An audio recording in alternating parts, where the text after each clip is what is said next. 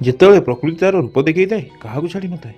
ଏମିତି ଗୋଟିଏ ଘଟଣା ହୋଇଥିଲା ଯାହାକି ସମ୍ମୁଖୀନ କରିବାକୁ ପଡ଼ିଥିଲା ଫ୍ଲାଇଟ୍ 571ରେ ଥିବା ଲୋକଙ୍କୁ। ନା ଖାଇବାକୁ ଖାଦ୍ୟ ଥିଲା ନା ପିଇବାକୁ ପାଣି। ବାହାର ତାପମାତ୍ରା ଏତେ ଅଧିକ ଥିଲା ଯେ ରକ୍ତ ବି ବରଫ ହେଇଯିବ। ଆଉ ପେଟର ଭୋକକୁ ମାରିବା ପାଇଁ ଖାଇବାକୁ ପଡ଼ୁଥିଲା ନିଜ ସାଥୀଙ୍କର ମାଂସ। ଆସନ୍ତୁ ଜାଣିବା ଫ୍ଲାଇଟ୍ 571ରେ ଏମିତି କ'ଣ ହୋଇଥିଲା। ସବୁ ପ୍ରଶ୍ନର ଉତ୍ତର ଜାଣିବାକୁ ହେଲେ ଭିଡ଼ିଓଟିକୁ ଶେଷ ପର୍ଯ୍ୟନ୍ତ ଦେଖନ୍ତୁ। ଯଦି ଆପଣ ଆମ ଚ୍ୟାନେଲରେ ନୂଆ କିମ୍ବା ଆମ ଚ୍ୟାନେଲକୁ ସବସ୍କ୍ରାଇବ୍ କରୁନାହାନ୍ତି ତାହେଲେ ଚ୍ୟାନେଲକୁ ସବସ୍କ୍ରାଇବ୍ କରିଦିଅନ୍ତୁ। ହାଡ଼ ଜମିଗଲା ଭଳି -30 ଡିଗ୍ରୀ ଥଣ୍ଡାରେ କିଛି ଲୋକ ଭୋକ ଆଉ ଶୋଷରେ ନିଜ ମରଣର ସମୟକୁ ଅପେକ୍ଷା କରିଥିଲେ। ସାଉଥ ଆମେରିକା ଆଣ୍ଡେସ୍ ପର୍ବତରେ ଅଜଣା ଜାଗାରେ କ୍ରାସ୍ ହୋଇଥିବା ଉଡ଼ାଜାହାଜ ସହିତ ମରିଯାଇଥିବା ସାଥୀଙ୍କ ସହ ତାଙ୍କ ପାଖରେ ଆଉ କିଛି ବି ନଥିଲା। ଭୋକରେ ଛଟପଟ ହୋଇ ମଣିଷତ୍ୱକୁ ଭୁଲି ନିଜର ସାଥୀଙ୍କର ମାଂସଗୁଡ଼ିକୁ ଖାଇବାକୁ ବାଧ୍ୟ ହେଲେ। ଏମିତିକା ଘଟଣା ଶୁଣିଲେ ରୁମ ଟାଙ୍କୁରି ଉଠିବ। ଏହି ଘଟଣା 1972 ମସିହାରେ ଯେବେ ଓଲ୍ଡ ଖ୍ରୀଷ୍ଟିଆନ କ୍ଲବ ରଗ୍ବି ଖେଳିବାକୁ ମଣ୍ଟଭିଡିଓରୁ ସେଣ୍ଟିଆଗୋକୁ ଯିବାକୁ ଟିମ୍ର କ୍ୟାପ୍ଟେନ୍ ଗୋଟିଏ ଚାର୍ଟାର୍ଡ ପ୍ଲେନ୍ ବୁକ୍ କରିଥିଲେ। ସେହି ପ୍ଲେନ୍ର ନାଁ ଥିଲା ଉରୁଗୁଏ ଏୟାରଫୋର୍ସ ଫ୍ଲାଇଟ୍ 571। ଏହି ପ୍ଲେନ୍ 13 ଅକ୍ଟୋବରରୁ ଉଡ଼ାଣ ଭରିଲା।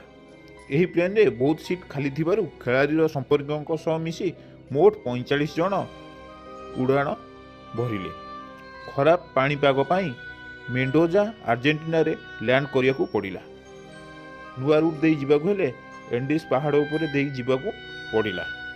ଫେୟାରଚାଇଲ୍ଡକୁ 6900 ମିଟର ପର୍ଯ୍ୟନ୍ତ ଉଡ଼ିବାର କ୍ଷମତା ଥିଲା।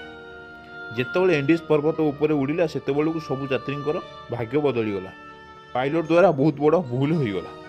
ଟେକ୍ ଅଫ୍ର ଗୋଟିଏ ଘଣ୍ଟା ପରେ ପାଇଲଟ କଣ୍ଟ୍ରୋଲ ରୁମ୍କୁ କହିଲେ ଆମେ ଆଉ ସେଣ୍ଟିଆଗୋ ପହଞ୍ଚିବାକୁ ମାତ୍ର 178 କିମି ରହିଲା। ଏରୋପ୍ଲେନ୍ର କଣ୍ଟ୍ରୋଲ ରୁମ୍ ସଙ୍ଗେ ସଙ୍ଗେ ତାଙ୍କୁ କହିଲେ ଲ୍ୟାଣ୍ଡ କରିବାକୁ। ଫେୟାରଚାଇଲ୍ଡ 45 ଲୋକଙ୍କୁ ନେଇ ଏଣ୍ଡିସ୍ ପର୍ବତରେ ହଜିଗଲା। କମ୍ ହାଇଟ୍ ହେବାରୁ ପାହାଡ଼ର ଘେରରେ ବିମାନ ଚାଲିଗଲା। ପ୍ରଥମେ ବିମାନର ରାଇଟ୍ ସାଇଡ୍ ପାହାଡ଼ରେ ପିଟି ହେଲା।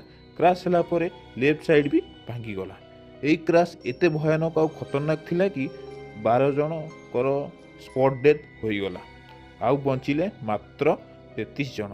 11,500 ଫୁଟ ଉପରେ -30 ଡିଗ୍ରୀ ଥଣ୍ଡାରେ। ସେପଟେ ଏୟାର କଣ୍ଟ୍ରୋଲ ବିମାନ ଖୋଜିବା ପାଇଁ ଲୋକ ପଠାଇଲେ। ସେ ସମସ୍ତେ ବୁଝିଗଲେ କି ପ୍ଲେନ୍ର ଲାଷ୍ଟ ଲୋକେସନ୍ ଭୁଲ ଥିଲା। କିନ୍ତୁ ବରଫ ଦ୍ୱାରା ଘୋଡ଼ି ହୋଇଥିବା ବିମାନକୁ ଦେଖିବା ବହୁତ କଷ୍ଟକର ଥିଲା। ରେସ୍କ୍ୟୁ ଟିମ୍ ମାନିନେଲେ କି ଏହି ଜାଗାରେ କେହି ବି ବଞ୍ଚି ନଥିବେ। 8 ଦିନର ସର୍ଚ୍ଚ ଅପରେସନ୍ ପରେ ରେସ୍କ୍ୟୁ ଟିମ୍ ଫେରିଗଲା। ବଞ୍ଚିଥିବା ଲୋକଙ୍କୁ ଭୋକ ଆଉ ଶୋଷ ଆଉ ଥଣ୍ଡାର ସାମ୍ନା କରିବାକୁ ପଡ଼ୁଥିଲା।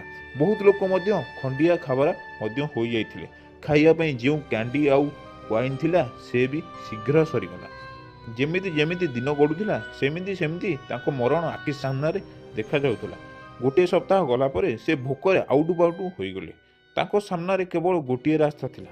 ଧର୍ମ, ନିୟମ, ମଣିଷତ୍ୱ ଭୁଲି ବଞ୍ଚିବା ପାଇଁ ନିଜ ସାଥୀଙ୍କର ଶବ ଖାଇବାକୁ ଲାଗିଲେ। ନିଜ ପେଟ ଭରିବା ପାଇଁ ଯେଉଁ ଶବର ମାଂସ ଛିଡ଼େଇକି ଖାଉଥିଲେ କିଛି ଦିନ ତଳେ ତାଙ୍କ ସାଙ୍ଗ ବା ସମ୍ପର୍କୀୟ ସେ ଥିଲେ। ଯଦି ଆପଣଙ୍କୁ ଲାଗୁଛି କଥା ଏଇଠି ସରିଗଲା, କିନ୍ତୁ ଏହା ବିଲକୁଲ ବି ନୁହେଁ। ଆଉ ଗୋଟିଏ ସପ୍ତାହ ପରେ ଆଉ 6 ଜଣଙ୍କର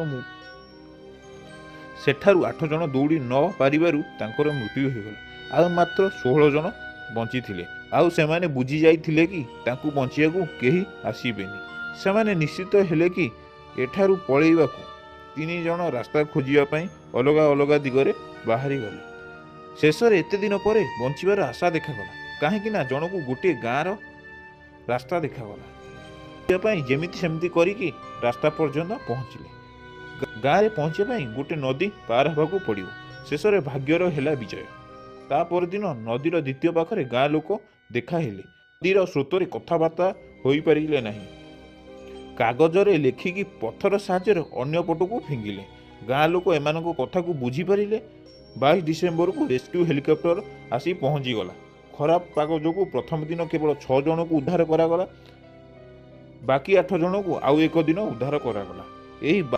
ଏହି 72 ଦିନରେ ଏମାନେ ପ୍ରତିଦିନ ନିଜ ମରଣକୁ ଦେଖିଛନ୍ତି। ଏହି ଘଟଣା ସମସ୍ତଙ୍କୁ ହଲାଇ ଦେଲା।